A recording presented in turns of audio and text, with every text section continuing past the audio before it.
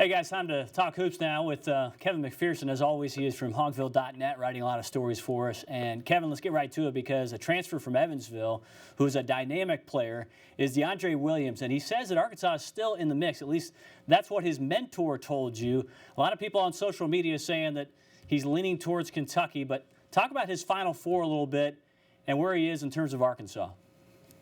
Well, it is. It's Arkansas and Kentucky, Baylor and Memphis, so that's a pretty strong list. He put that out last week, and it was thought that he would make an announcement either today or Monday.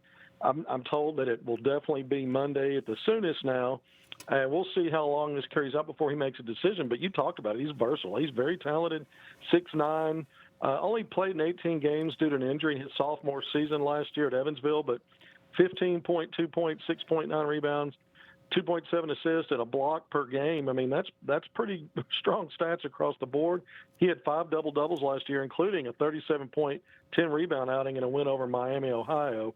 So, Williams is a guy that a lot of schools, over 30 schools reached out to him. You start looking at that list, Arizona State, Creighton, Georgetown, Georgia, Maryland, Mississippi State, Missouri, Oklahoma. Some of those schools are, would be considered strong competition. So for Arkansas to crack the top 4 for him is says a lot. And we'll see where this goes. He's also got his name, Drew, in the NBA draft pool. He's not hired an agent, so he's got options as he looks to whether he may decide for the pros or to come back to college and transfer to one of those 4. Okay, Bo Hodges, this guy, his name has really emerged here recently in terms of being a transfer because we all know what happened.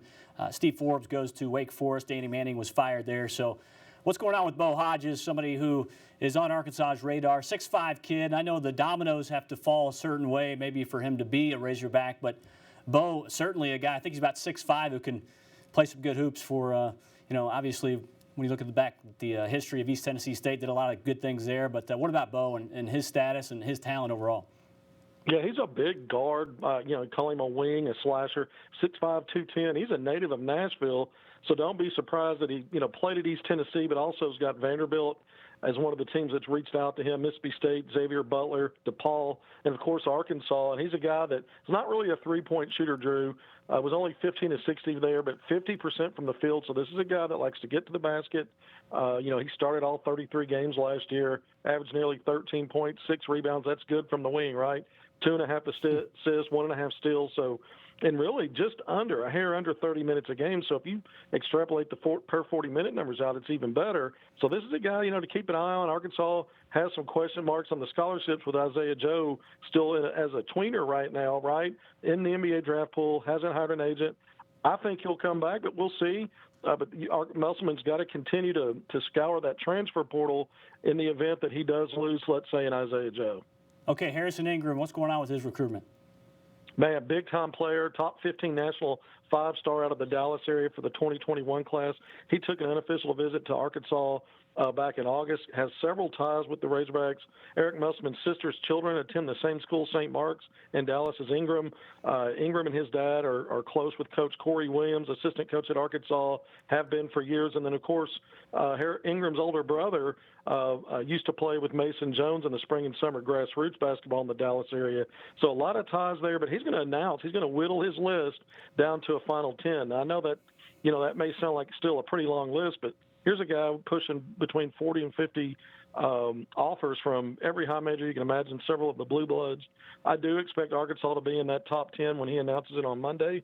We'll just see where that goes. But Harrison Ingram, big time. I call him a point forward, 6'7", can do a little bit of everything. Arkansas would sure love to land his services. Okay, I can't imagine, as we close here, being Isaiah Joe right now, knowing that so much is shut down. You're trying to go through these virtual meetings. You're trying to get a taste of what some of these NBA representatives are thinking in terms of your talent. Here's somebody who I think could go in right away, and I'm sure you feel the same way. He could go in right away and maybe get at least 2 to 3 3-pointers per game for an NBA team next season. But he wants to really expand his game overall. Obviously, he's done some things as a defender, but where do you think this is as far as whether he will return to Arkansas or perhaps go ahead and just move on to the pros? Well, he started his virtual interviews with teams this past week. And he's a guy that I really like. A lot of the big boards have him in their top 60, top 70.